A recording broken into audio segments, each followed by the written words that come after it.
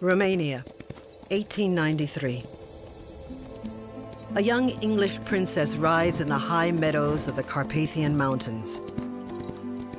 She will spend her life striving to unite all Romanian peoples under one nation. She will be a beacon of hope during the most terrible war the world had ever seen, when her country almost vanishes from the map. And then she will fight for its future against the President of the United States. Now, from the pages of her own diaries, we reveal the real Queen Marie.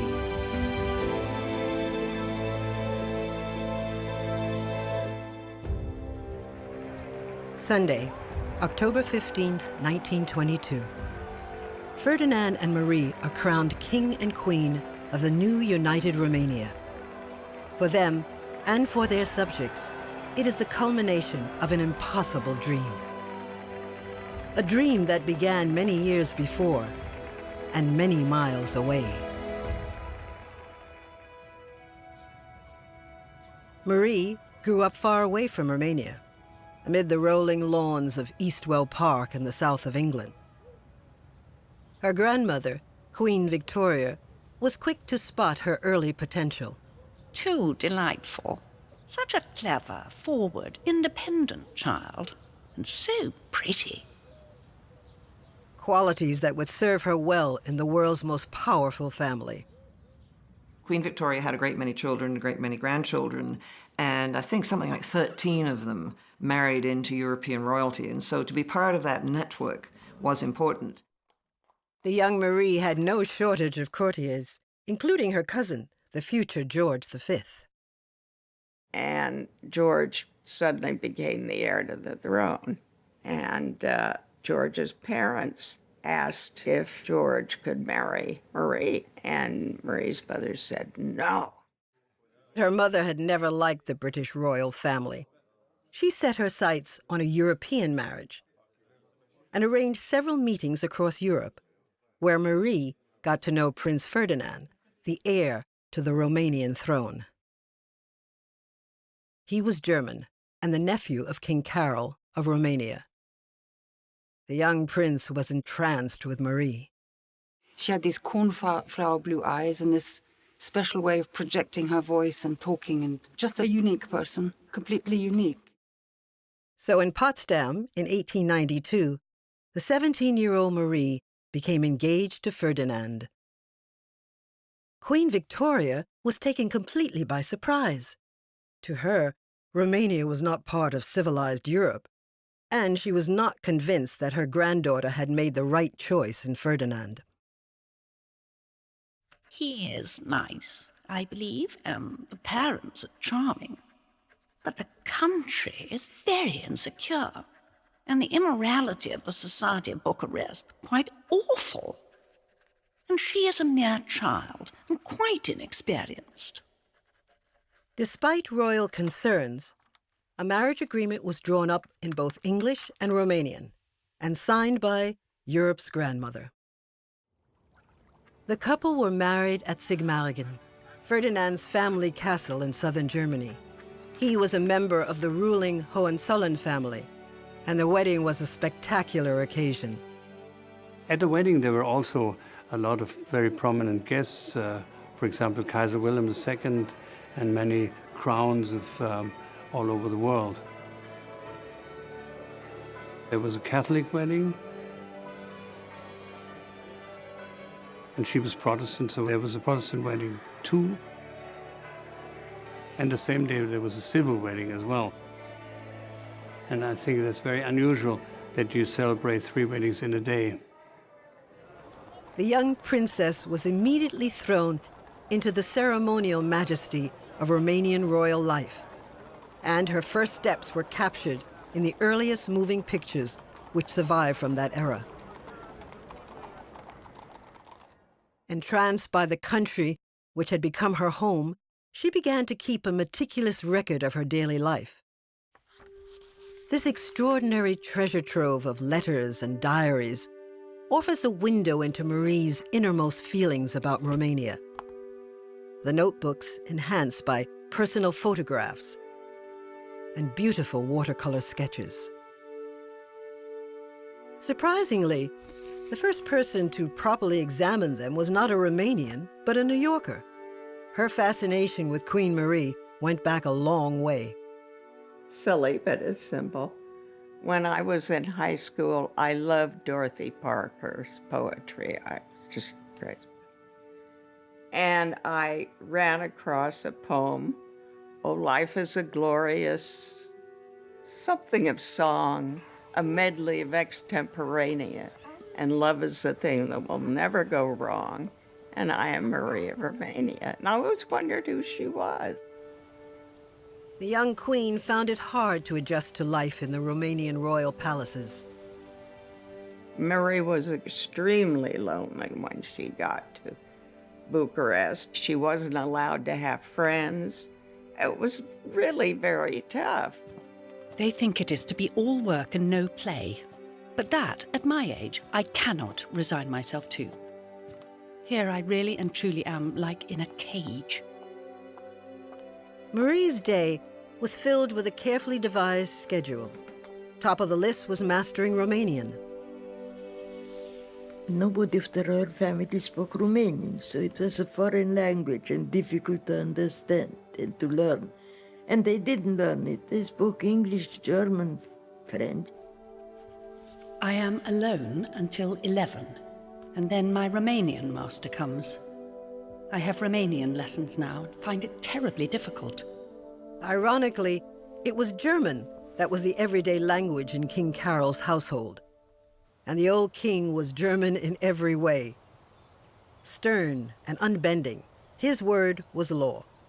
Carol I was a tyrant, so he applied the methods he had endured as a young Hohenzollern prince in Sigmaringen, which were discipline, discipline, discipline. Carol's passion was reviewing his troops. He would grade them by holding up fingers. 1 for satisfactory to 5 for excellent.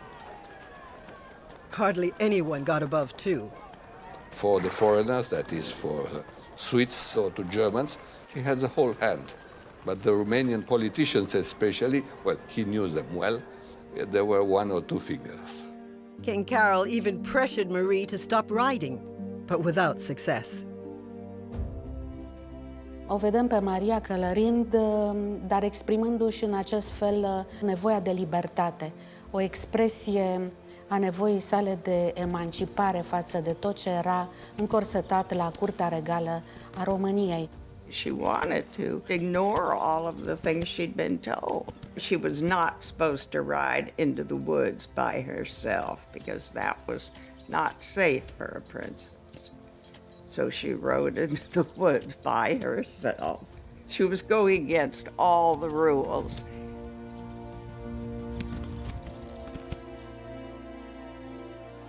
But Marie's new homeland lay in the most unstable part of Europe. Romania was at the intersection of the Austro-Hungarian Empire and the Russian Empire. And both Russia and Austria-Hungary, who were increasingly at odds with each other before 1914, hoped to bring Romania over to their side. Both empires included large communities who spoke Romanian. Romania felt its borders should expand to include all these Romanian speakers in neighboring Banat, Bucovina, Bessarabia, and Transylvania. Românii erau divizați. Cam jumătate dintre ei, vreo 7 milioane, trăiau în România și alte 7 sau aproape 8 milioane în statele, în imperiile din jur. The dream was to unite all these Romanians in one large state, Greater Romania. Marie now gradually came to love her new realm and to share this dream of union that would make her ruler of a new, Greater Romania. A pus mereu întrebări. Cum își fac românii nunțile, botezurile, cum se înmormântează, ce mănâncă. Și s-a îndrăgostit de acest subiect numit poporul român cu tot sufletul ei. Already her young country was making huge strides. România, la începutul secolului al XX-lea, trăia într-un fel la Belle Époque. Oil production was booming and railways expanding. Din punct de vedere al economiei, România reușise să fie un fel de tigru al Balcanilor, al sud-estului Europei, cu toate că atunci era o țară mică. The Iron Gates, a dangerous gorge and rapids where the Danube entered Romania, was blasted to create a water route through Central Europe. And the Danube itself was spanned by a new bridge, the longest in Europe. The royal family took a cruise to meet their subjects who lived along the river. Everywhere they dropped anchor, they were welcomed by huge, cheering crowds.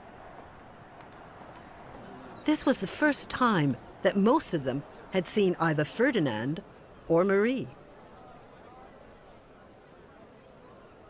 Marie found it easy to strike up a relationship with the people, but her natural approach was in contrast to the cautious and conservative Ferdinand. She had a powerful personality, and the fact that she overshadowed Ferdinand is also due to the fact that he was more attracted to books, silence, meditation. Highly intelligent, Ferdinand had a gift for languages, including Romanian, but his great passion was botany.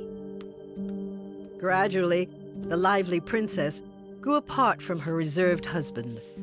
And of the whole royal family, she was the greatest personality. To tell you the truth, she was the only one.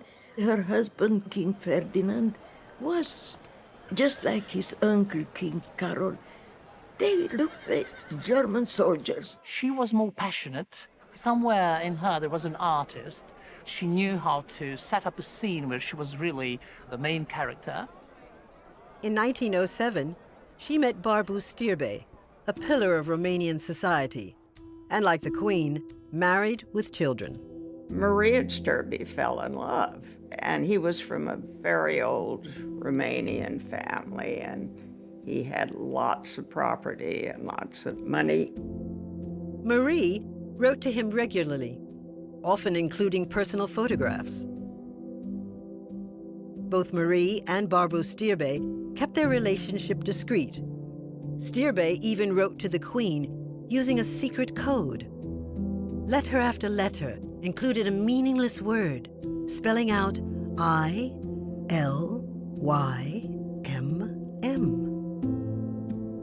What do you think it means? I love you, my Marie, don't you think? I mean, that's pretty simple, I would guess. Stirbe also helped her understand her country's place in the world. Here, relations with Marie's cousin, Tsar Nicholas, were crucial. In June 1914, the Tsar and his entire family came to visit Ferdinand and Marie, arriving aboard the royal yacht at Constanza on the Black Sea. Этот визит, он достаточно важен был, потому что это был первый протокольный визит императора России в Румынию. There was even talk of a marriage between the Tsar's daughter, Princess Olga, and Marie's eldest son, Carol. But the marriage gossip came to nothing, and the sunlit visit marked the end of an era of peace and prosperity, for the world was sliding towards war. The continent was divided into two power blocs. The Central Powers of Germany, Austria, Hungary, and the Ottoman Empire, and the Triple Entente of Britain, France, and Russia. When war did break out, all of them urged Romania to support their side. The fact that the two sides were so evenly balanced meant that neither side was strong enough to defeat the other. And so to bring in new countries for all the participants in the First World War was very important because it might just tip the balance in your favor. And so there was tremendous pressure on Romania to come into the war. As a German, King Carol leaned towards the Central Powers, but Marie and the Romanian people supported the Entente. To prevent a split between king and people, Romania stayed neutral. But the strain on the 75-year-old king proved too much. On October 10, 1914, Carol died. One of the first to know was Henri Schreger, secretary to Barbu Stirbe. His daughter, Leni, is now 102. Maria was in Sinaia, and she received a phone from Prince Bey, who said, "Good morning, Your Majesty." And she, but why do you call me that? Because the king died this night. Ferdinand was king, and Marie was now queen of Romania. She knew she had no political power, but she had political influence, and she knew how to use it. She identified herself with the Romanian nation, and she said all the time to Ferdinand, the greatest dream of this nation is to make the union of all the provinces. Do you realize the importance you have for these people to be the king who will realize this dream? Marie argued against Romania staying neutral. For her, the way to union with Transylvania lay through war. War was an opportunity, finally, offering Romania the possibility to fulfill what was, for decades, the national dream. Marie was determined that Romania would enter the war on the side of Britain and the other members of the Entente. Regina Maria a avut o influență extraordinară în modelarea personalității regelui Ferdinand și istoricii sunt convinși că dacă regele a anunțat că el a decis ca România să intre în război alături de Antantă, această decizie a luat-o sub influența reginei Maria. And so, Romania declared war on August 27, 1916. Romania and its queen now had the war they had wished for. Years of triumph and tragedy now lay ahead. Marie was given the news of war as she prepared for bed. There I sat on my bed, alone, and knew that it was war. War! That we were to come into the great struggle. That we were to live or die. Ferdinand was distraught. Ferdinand considered himself to be a German until his last moment of life. Here he was, a member of the German royal family, declaring war on his own country. He was very sad for fighting against his family, his country, his army. He wrote to his brother Wilhelm, I can no longer think and act as a German, but must think and act as a Romanian. El a fost foarte iubit. A fost foarte iubit regele Ferdinand. De altfel, i-a rămas eticheta Ferdinand cel loial. Loial în sensul că el n-a ținut niciun cont de originea sa germană. Britain was delighted by Ferdinand's decision to join their side, and its cartoonists were quick to demonize the Kaiser. King Ferdinand said, of course, I am a Romanian. He had to stand for his country, but he managed to actually keep the contact to his family, no matter what was between the two countries. And that was, I think, a very honorable gesture. Inspired by the goal of Greater Romania, the king immediately ordered the Romanian army north into Transylvania. The Germans shocked everyone by the speed of their response. They assembled two armies. While one launched an attack across the Danube, the other crossed the Carpathians and marched south. Bucharest was doomed. The Queen felt that Ferdinand and Carol should be visiting the front line. Her frustration boiled over, a sense of destiny tinged with vanity. People begin to wonder why neither of them have been seen amongst the troops yet. And no wonder. Oh, why am I not king? I would go everywhere and see everything and talk to the troops. They would adore me. I would be a reality amongst them, not a name. The French worried that the Romanian army might completely collapse and sent General Henri Berthelot to Bucharest as a military advisor. A veteran of the Western Front, he was exactly what Ferdinand needed for his army. Era așa de popular între soldați care nu-l puteau numi Berthelot, dar îl numeau Burtălău, pentru că era un om destul de consistent, așa, din punct de vedere fizic.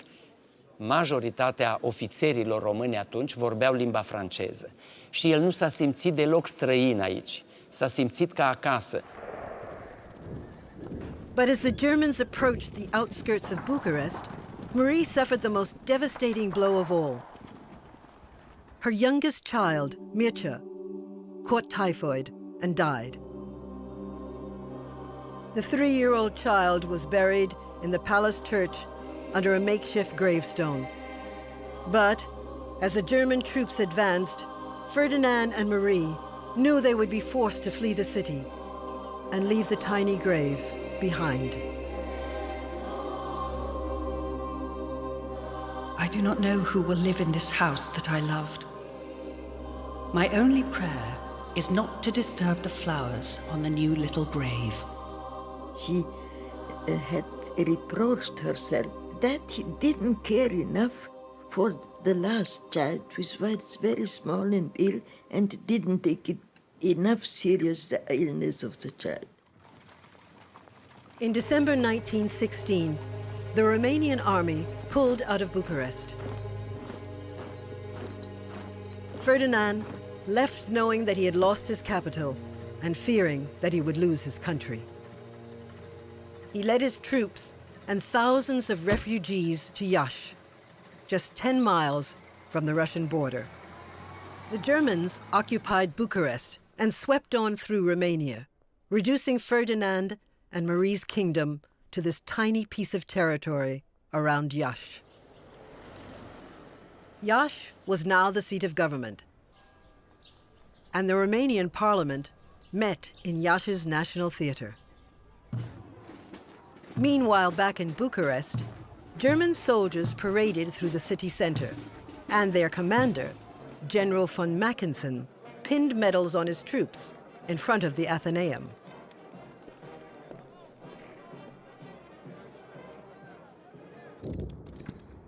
And every day the German front line crept closer to Iași. The Romanians had retreated with everything they could carry. This included the Romanian national treasure. If Iași was captured, the treasure would be lost. So it was decided to send it into the safekeeping of Marie's cousin, Tsar Nicholas. И поэтому естественно, что все активы государства, а также государственные архивы, золото и личные драгоценности королевской семьи, включая драгоценности королевы Марии, должны были быть перевезены в безопасное место. И таким безопасным местом в 16 году могла быть только Россия, больше некуда. Țarul Nicolae i-a spus verișoarei sale că atâta vreme cât el și familia lui vor conduce Rusia, tezaurul românesc va fi în siguranță. Regele Ferdinand și regina Maria au avut încredere în aceste promisiuni și n-aveau motive să n-aibă încredere. România și Banca Națională au trimis atunci la Moscova o cantitate aproximativă de 93 de tone de aur. La valoarea de astăzi a prețului aurului ar fi în jur de 3 miliarde și jumătate de euro. A trainload of 24 freight cars and carriages left Iași. Destination, Moscow. King and government breathed a sigh of relief, thinking the treasure was now safe. Să ne amintim că nici măcar Napoleon nu cucerise Moscova și că Moscova nu era în pericol din punct de vedere militar. And Nicholas also helped with troops. The Tsar was fearful that the Germans would reach the Russian border and sent soldiers to establish a defensive line. Romania had survived the German onslaught, but the cost had been terrible. In the 3 months to December 1916, the Romanian army had lost over half its men. The winter of 1917 was one of the worst in living memory. In Iași, even the royal family was reduced to eating beans. It has been calculated that 80,000 soldiers died of typhus, cholera, and so on. And they infected also the population. There were no more wood to make coffins. People were transported naked and buried to the cemetery like stray dogs. They were in such a situation of malnutrition that children were born without nails. That is a lack of all of vitamins and everything. For Marie, the soldiers were her soldiers, and she worked constantly with the sick and the wounded on the Iași battlefront. During the war, she was entering all the hospitals that everybody knew. She was called Mama Răniților, the mother of the wounded. For those people, the fact that the queen of the country came and spoke with them and thanked them for what they've done for the country, and that was a great moment of their life. All the time, Marie knew she was projecting a powerful image. These were not just pictures of a nurse caring for wounded soldiers, but a queen healing her country. There is not the smallest, most ignorant peasant in the most forgotten corner of the country who does not guard the dream. To them, this war is a holy war. In each hospital, when I ask, "Are you suffering?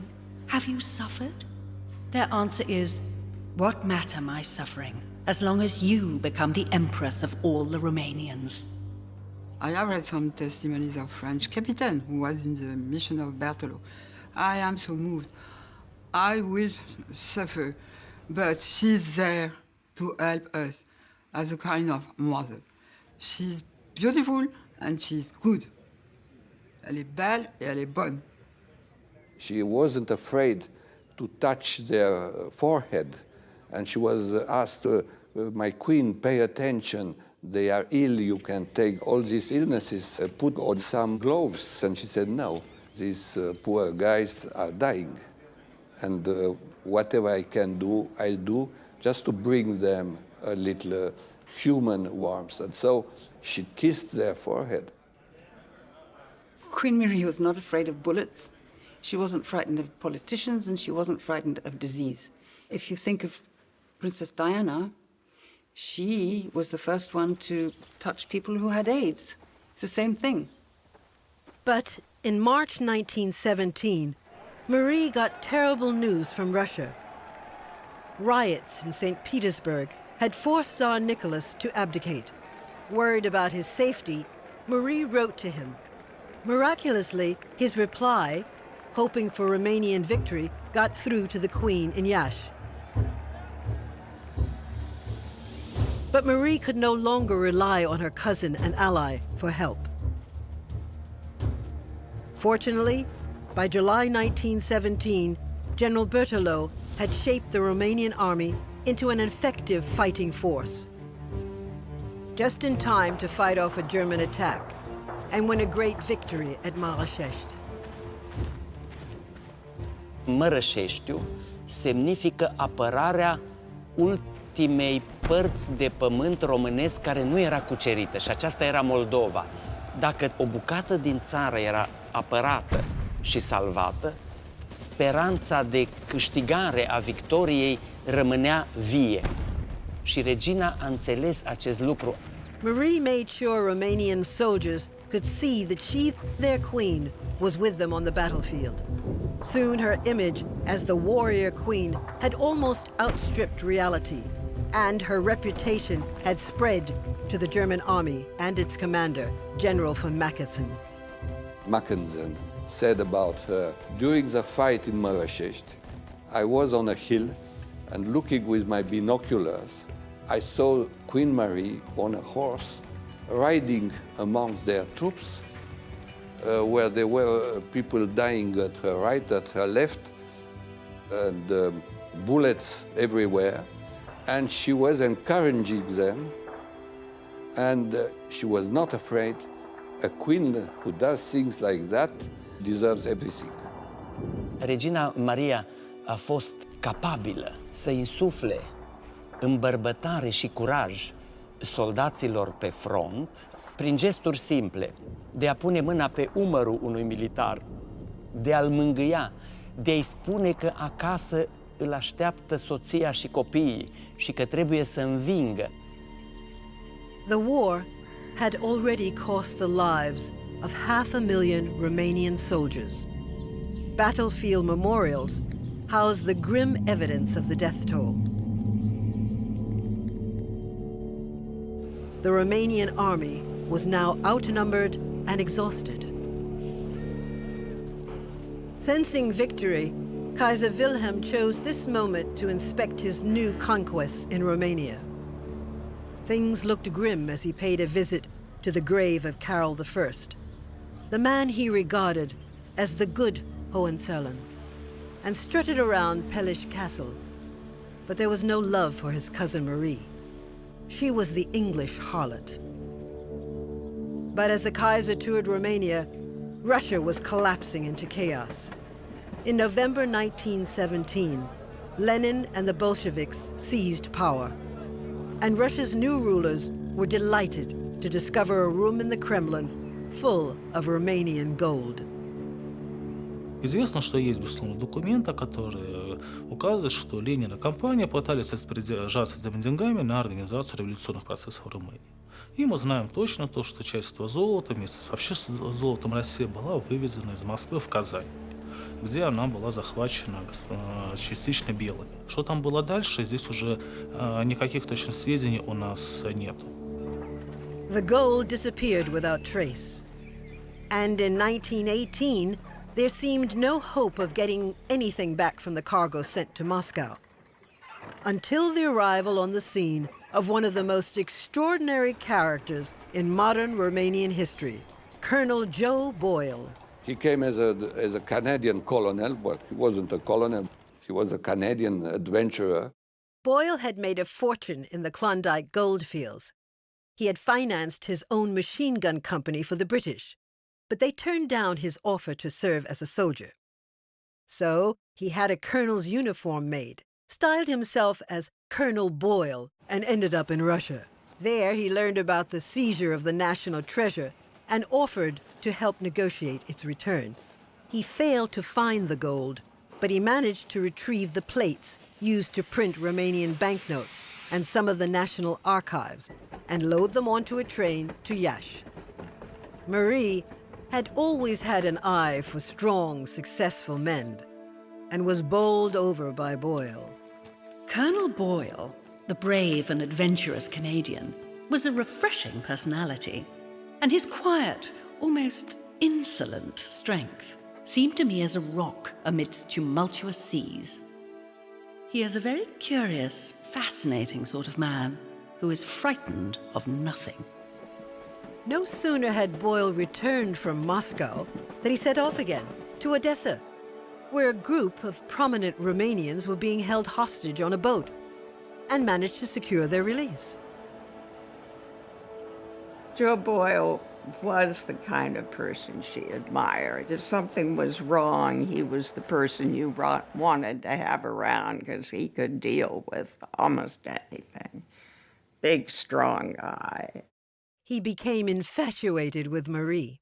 I who gambled each day or hour or minute with all I had and laughed at people who were afraid of anything, I pray God to make me a man worthy in every way of you.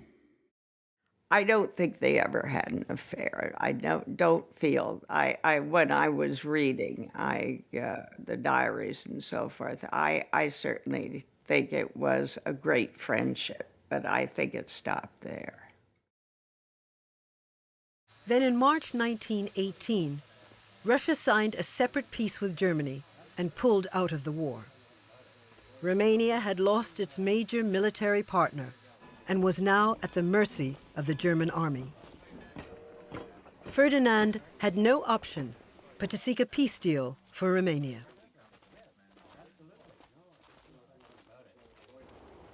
But the Queen argued that Romania still had an army and should fight on. There are no men in this country. I am ashamed of being the queen of nothing but cowards. In fact, the Queen's motto was never say die. So she would fight to the last drop of blood. But the country had already lost nearly 1/10 of its population through war and famine. So Fearing total devastation, Romania's political leaders agreed to the peace deal. With Romania out of the war, the royal family moved to Bicas, in a quiet river valley in the Carpathians. The Queen set about decorating this riverside house and began to dress in traditional Romanian clothes. În perioada 1918, ea vizita satele refugiații din Moldova în acele costume populare tradiționale, dorind să arate că este aproape de popor. This was more than just a ceremonial gesture. Romania's very existence was threatened. Anne-Marie knew a new image was needed. So the Queen, who had been nurse to the nation's wounded, now embodied the spirit of the peasantry. When she wore local dress and observed local customs, Queen and country were one. She helped to create a sense of a Romanian national feeling, and she helped, I think, to create a sense of being Romanian. Her message hit home with the people. A fost foarte iubită Regina Maria. Felul ei de a comunica cu lumea fără staife, fără protocol. She knew to smile, but she smiled really. You had the feeling it's her whole soul when she turned to people and thanked her. But beyond Marie's rural retreat, Romania was in a dreadful state. Its farms had been stripped to feed the German army and the German people back home. Everything from grain to wine to livestock had been shipped from Romania to a hungry fatherland. Romanian soldiers who had fought heroically in the Carpathians were now reduced to begging in the streets of Bucharest. Food and medicine got through from the American Red Cross, but the Americans addressed it personally to Queen Marie to ensure it actually reached the Romanian people. And now, just as Ferdinand and Marie were at their lowest ebb, Crown Prince Carol added to their woes. He deserted his military post, and together with his lover Zizi Lambrino, fled the country to German-occupied Odessa, where they married. Ferdinand was furious. The marriage was annulled. Carol was humiliated and sentenced to serve 2.5 months in confinement at the remote Heretza monastery in the Carpathians. The custom in the Romanian past was to put important prisoners not in prisons, but in convents, in order to oblige them to the discipline, obedience, chastity, and the poverty of a monk.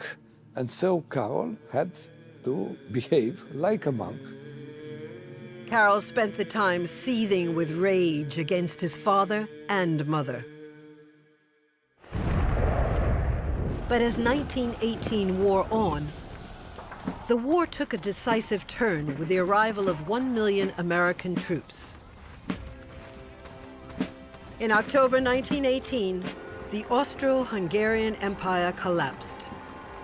On the 10th of November, Ferdinand gave the Germans 24 hours to leave Romania. The very next day, the war ended. 4 years of carnage had cost Marie's cousin Nicholas his life, and her cousin Wilhelm his throne. With the war over, the yearning for Greater Romania burst to the surface. The genie was out of the bottle. Mass plebiscites were organized by Romanian-speaking populations. Back in March, Bessarabia had voted for union. Now Bukovina followed. Finally, it was the turn of Transylvania. The Romanian delegates met on December 1st, 1918, in the ancient city of Alba Iulia and cast their votes. We are in the Union Hall. 1,228 deputies gathered here proclaiming the union of Transylvania with the Romanian kingdom. And a vast crowd gathered here behind the hall to hail the news. The Germans also voted for union. But the Hungarians refused to take part.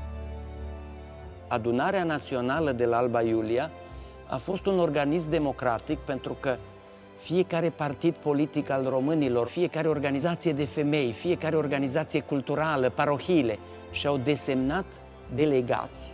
A fost o viziune democratică la nivelul democrației de atunci. On the same day, Ferdinand and Marie returned in triumph to Bucharest. It was an astonishing turnaround in fortune. 2 years earlier, Romania had been reduced to a small area around Iași. Now, overnight, the country had doubled in size, from 7.5 million to 16 million people. The town was absolutely delirious. We had been absent 2 years. They had known all the horrors of occupation and all it means. And now we were returning, having accomplished the dream of ages, Romania's golden dream. We had come back with Romania Mare. We had come back regele și regina tuturor romanilor. It is hardly believable, but it's a fact. But it was a fact only for Romanians. 2 weeks later, the Hungarian population of Transylvania voted for union with Hungary. Things were far from clear-cut. Transylvania had, in my view, a slightly dubious plebiscite. I mean, there was a Romanian population which, yes, did want to be part of Romania. There was a Hungarian population which did not want to be part of Romania. And there were a lot of Germans who seemed to have voted to be part of Romania. But the plebiscite was dodgy, in my view. The problem came down to numbers. Un lucru care nu se spunea cinstit la noi în România e că populația românească din Transilvania nu reprezenta decât 51%. Era o destul de subțire majoritate, fiindcă erau mulți unguri, cam 1.600.000 de locuitori de origine maghiară în Transilvania. Deci, ca să spui imediat, Transilvania e a noastră, este o exagerare. Marie and her government knew that Romania would not be safe until the rest of the world recognized its new borders. All roads now led to Paris, where the Great Peace Conference of 1919 would settle all territorial claims arising out of the war. This was the first time in about a century that you had this grand international negotiation where people literally had the idea that they could remake the world. For the losing side, there would be no prizes, only punishment. Only the victors were there to decide among themselves what kind of terms they would propose to the defeated ones, just to tell them kind of ultimatum that these are the terms which we give to you, please sign it, or otherwise damn the consequences. United States President Woodrow Wilson was in the driving seat and steered the peace conference alongside French Prime Minister Georges Clemenceau and Britain's David Lloyd George. But the Romanians knew it was Wilson they had to convince. He was a difficult man. He did not have enormous insight into people's personality. He was rigid. He had this enormous belief in the rightness of his own ideas. And if you look at the skill set that you'd want in a negotiator, that's almost the opposite. The state of Wilson's health was another cause for concern. There is some speculation that he was already having minor strokes in Paris. And there were times when he did behave very oddly. He suddenly decided that the furniture in his room was all wrong, it had to be moved around, or he decided that someone was spying on him. So there were sort of indications that he was not quite right. Hard as they tried, the Romanian delegation got nowhere. And in desperation, it was decided instead to send Marie to Paris. Regina Maria a fost în adâncul ei probabil și un om politic, dar ea n-a avut funcții politice.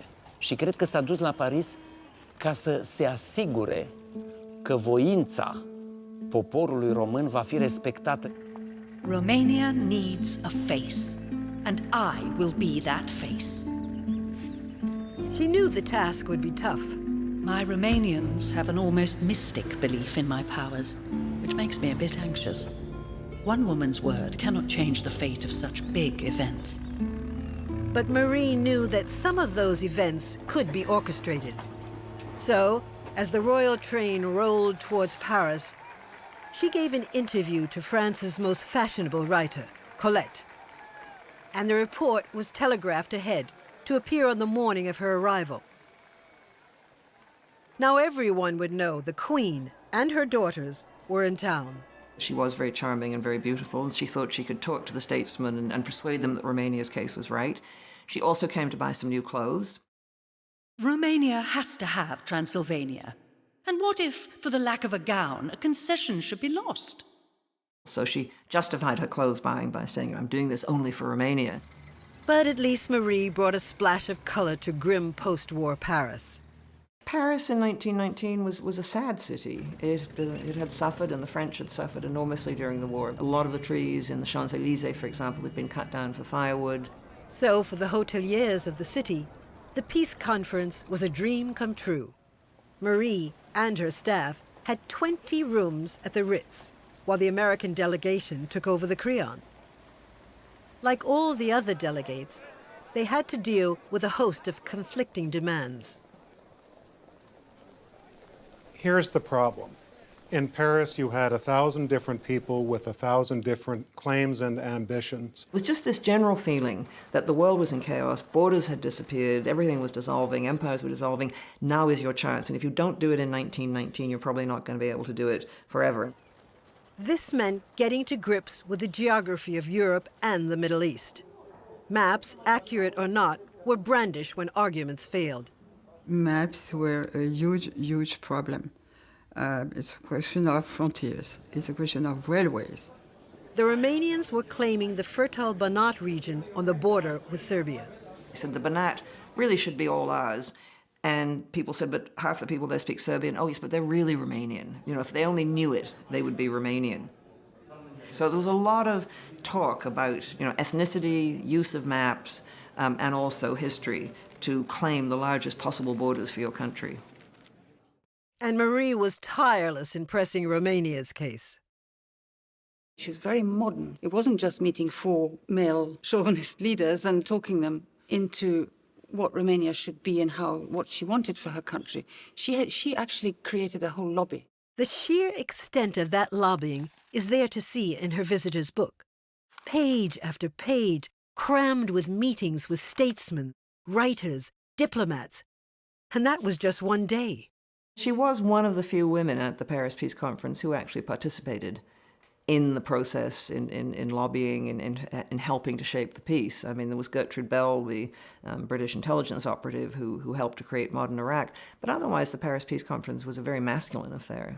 She knew exactly what she was doing. I'm very much in admiration of this tenacity. France had to be won over. Its prime minister was Georges Clemenceau. I always imagined I would like Clemenceau, and I did. He looks the old man he is, but otherwise there is nothing old about him. Nicknamed the Tiger, Clemenceau was furious about the separate peace that Romania had signed with Germany in 1918. He regarded it as treachery. He has certain grievances against Romania to which he sticks like a leech, and at certain times we glared at each other like 2 fighters. I quite enjoyed it, but he certainly had no intention to be convinced. Marie made a trip to London to try to enlist the support of her old riding companion, George V. She was warmly welcomed, and the English Prime Minister, Lord George, was more approachable than Clemenceau. Mr. Lloyd George loved talking. He was full of fun and wit, thoroughly enjoying his own jokes. She charmed Lloyd George, who was always susceptible to pretty women. She charmed Clemenceau. Clemenceau was a terrific old flirt, and so they got on very well. She did not charm Woodrow Wilson. She misread him completely. In April 1919, Marie persuaded President and Mrs. Wilson to visit her for breakfast at the Ritz Hotel. He arrived with his wife and the smile he has on his photographs. He acted very much like he was the only person who knew about what was needed for peace. He didn't like her, and she didn't much like him either. Marie talked to him too much about the clothes she'd been buying. She said, I bought a wonderful pink undershirt, a chemise. And Wilson was scandalized. I mean, Wilson was quite puritanical. Already running late for his next engagement, the president made his excuses and left. Undeterred, Marie rang up Wilson's wife, Edith, and invited the couple to lunch. When Edith informed her that they never dined out, Marie replied that there was no problem. She would come to them. And she did, turning up here at Wilson's Paris residence. And she arrived not with 3 people, as she said, with 10, and she was half an hour late. The lunch was not a huge success. He is a born preacher, very convinced of always being right, very ready to argue. He will always have the last word, always entrenched in his superior, detached attitude, which makes him soar above the average mortals. Throughout the lunch, Marie bombarded Wilson with arguments to back up Romania's case. And Wilson's son-in-law, who was there, said as she went on and on and on, I could see President Wilson's feelings for Romania getting cooler and cooler. He said bit by bit she was losing ground. So she didn't win with everyone. But she won with the press. Bored with black and white politicians, everyone wanted to know about the colorful queen. In Paris, there was a French, I think a journalist or something, who said, there's only one man in Romania, and that is Queen Marie. Marie drove through the streets of Paris to the gates of Versailles, with the world's journalists in tow. She knew the power of the right picture at the right time. From being just one of many Balkan states, Romania and its queen were now front-page news. She was even told in Paris by a journalist, I think you could get the title of the most beautiful woman of the world. And she said, that would be exaggerated. But the most beautiful queen, that is okay. And it was true. And so she was a good promoter of Romania, and she became a passionate Romanian nationalist. But passion alone could not win the day. So Marie played on fear, the fear that revolution would spread across Europe. So she stressed how the new Romania could be Europe's buffer against Bolshevik Russia. In April 1919, her point was driven home when Lenin's disciple, Bela Kun, seized power in Hungary.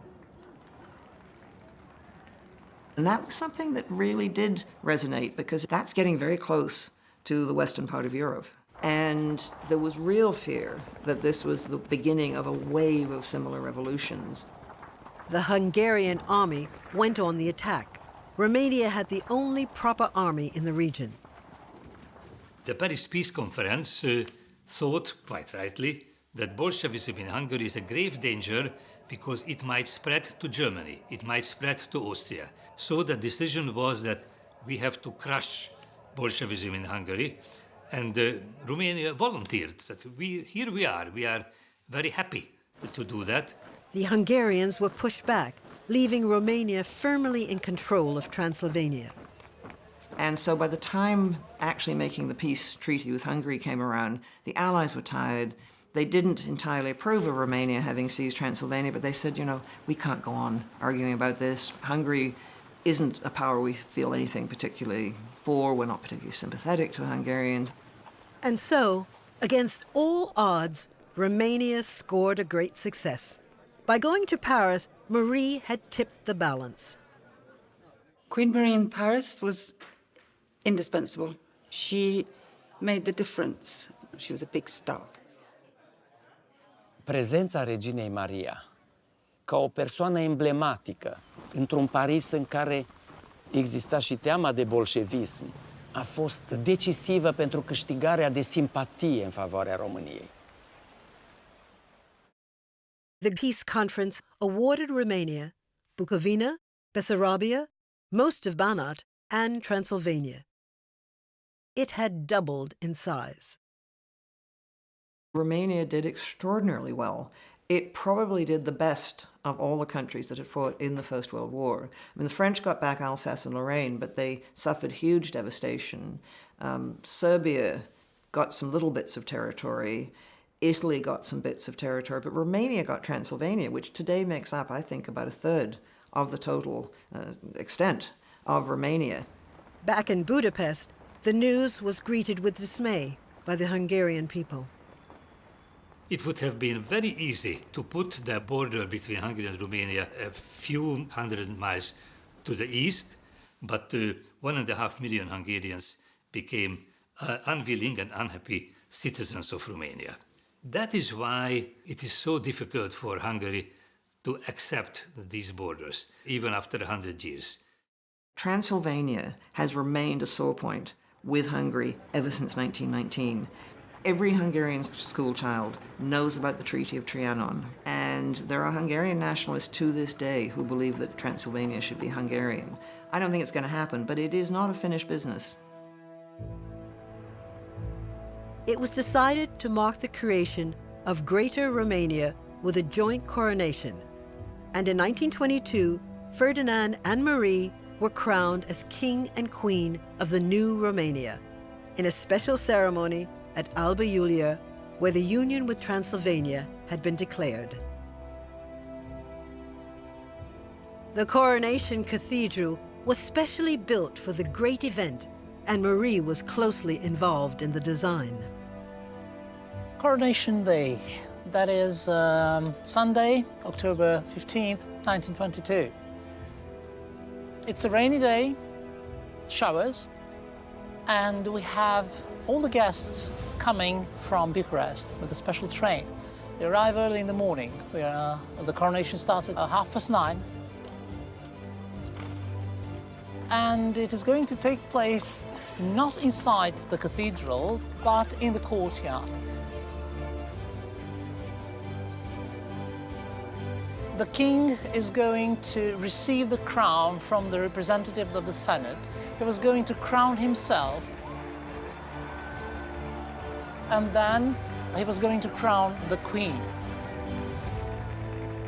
After years of struggle and survival, Marie was finally queen of Greater Romania, the kingdom she had gained for the Romanian people.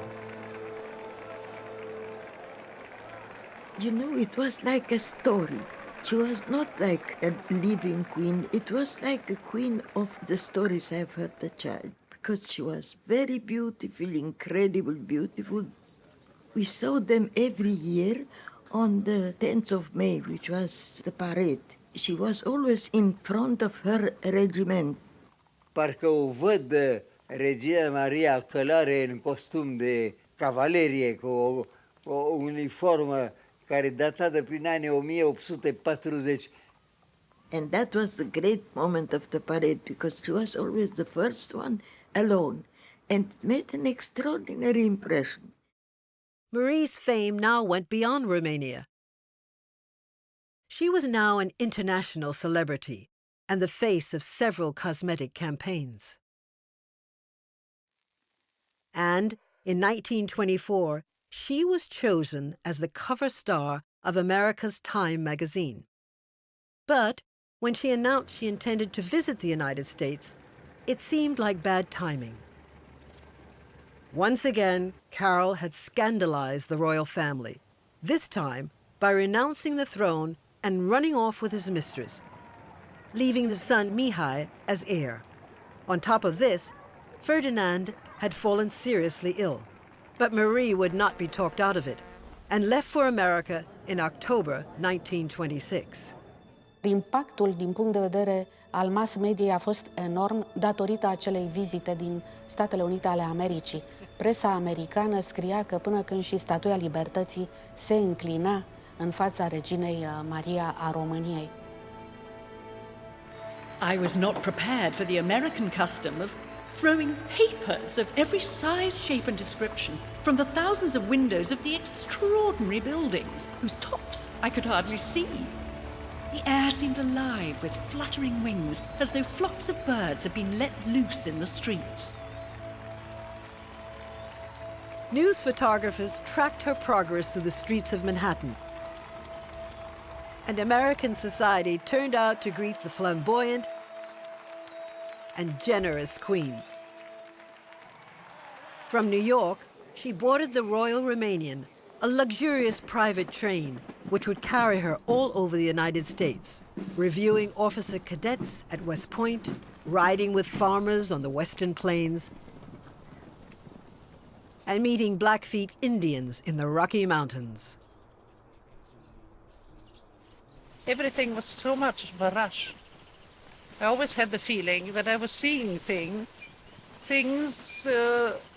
too quickly.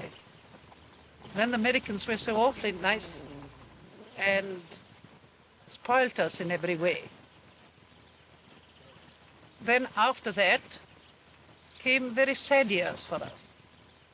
For she received news that her husband, Ferdinand, was close to death and returned to Romania.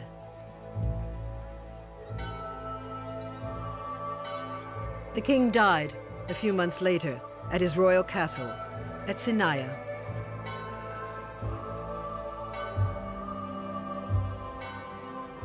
Through the years that followed, Marie drew pleasure from her family. She was closest to her youngest daughter, Ileana, and was delighted that she shared her passion for art. Now, am I getting like myself? Well, you know, I think that you made me look like Schiller. I don't like to criticize the things which it has as nice as this. Well, really a work of art. It's a very great thing to be appreciated by your husband. It doesn't always happen. And to become a grandmother. Aren't you happy that it all went off so well? Yes, I am very happy, and especially I am very happy that my child is a boy. And that he's called Stefan. Yes. In recognition of her role in the Union, the people of Transylvania gave her Bran Castle as a gift. She quickly threw herself into renovating Bran and other royal palaces, and portraying herself living a traditional Romanian lifestyle. And she began to build a country retreat on the Black Sea at Baltic. My strange little house on the Black Sea will give me occasion to allow my imagination fair play. I confess that the creation of these harmonious little corners, to which I add the gardens, is the craze of my middle age. And the woman who had been married in 3 separate religious ceremonies now became a follower of Baha'i, which embraces beliefs from all religions. Balchic's buildings and gardens reflected the symbols of her new faith. Se spune că lumina care venea de la soare și lumina mării se îmbinau la Barcic într-o manieră extraordinară și regina a iubit acest colț de pământ care aparținea atunci României. There was also now time to get to know her little grandson, King Mihai. See, Mikey, we were obliged here to keep the whole thing quiet because last year those were all dead. Then, in 1930, Carol shocked everyone by returning to reclaim the throne and to take revenge for years of humiliation. Mother and son became totally estranged. The reception my people have given me has gone straight to my heart. The one who had made her suffer most was King Carol II. She had done so much for her country. She was admired, adored, and suddenly she was pushed aside. The relationship between Queen Marie and King Carol II was, what can you say, noxious, I think. It probably shortened her life because he was really vicious with her at the end. So, only thing that I can do is to hope. And I've always hoped all my life. And never matter how hard life has been, hope always still lies before one. But her hopes were dashed. Marie was banned from contacting anyone in the government and her friends were banned from court. Most of her old companions were gone. Steerby was in exile in Switzerland, and her old friend and protector, Joe Boyle, had died back in 1923 in England. Marie made a sad promise. I will take care that flowers should always be on his grave. Orange ones, the color that I taught him to love, and which he considered mine. The Queen had a medieval grave marker dug up from the Romanian roadside and sent to England for his headstone. Local residents claimed that every year on the anniversary of his death, a woman dressed all in black would come and leave a bunch of orange lilies on his grave. Then, in 1937, Marie herself fell ill. Queen Mary of Romania enjoys the sunshine at Balsic. She has been very ill, and these are the first pictures of her since her recovery. And for once, hope was not enough. Her illness returned, and in July 1938, she died. I was in Sinaia when Queen Maria died, and the whole way from her palace to the train station, people were on their knees. It was something you cannot forget. It was so impressive. The train went very, very slowly till Bucharest. And all along where she passed, there were people kneeling. In the smallest locality and the biggest one. La dorința ei, atunci când a murit, sicriul care era așezat pe un afet de tun a fost urmat de ultimul său cal favorit.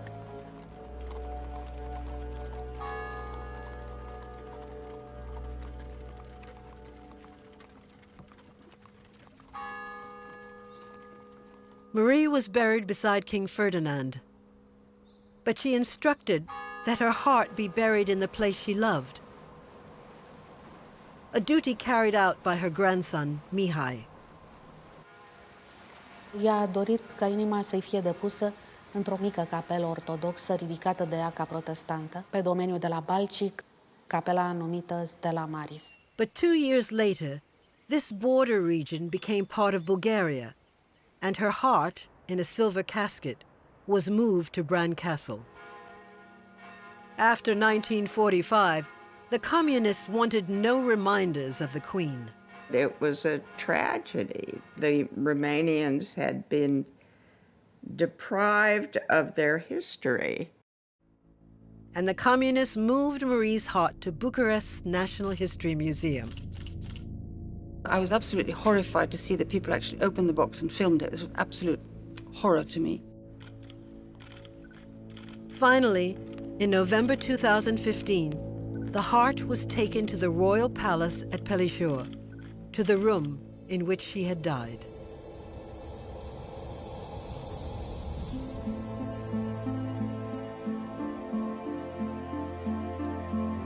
It had been a long struggle, as Marie reflected in her last letter to the Romanian people. When you read these lines, my people, I shall have crossed the threshold of the eternal silence. I have become yours for joy and sorrow. When I look back, it is difficult to say which was greater, the joy or the sorrow. I believe that joy was the greater, but too long was the sorrow. Marie, the English princess, whose heart had always belonged to Romania.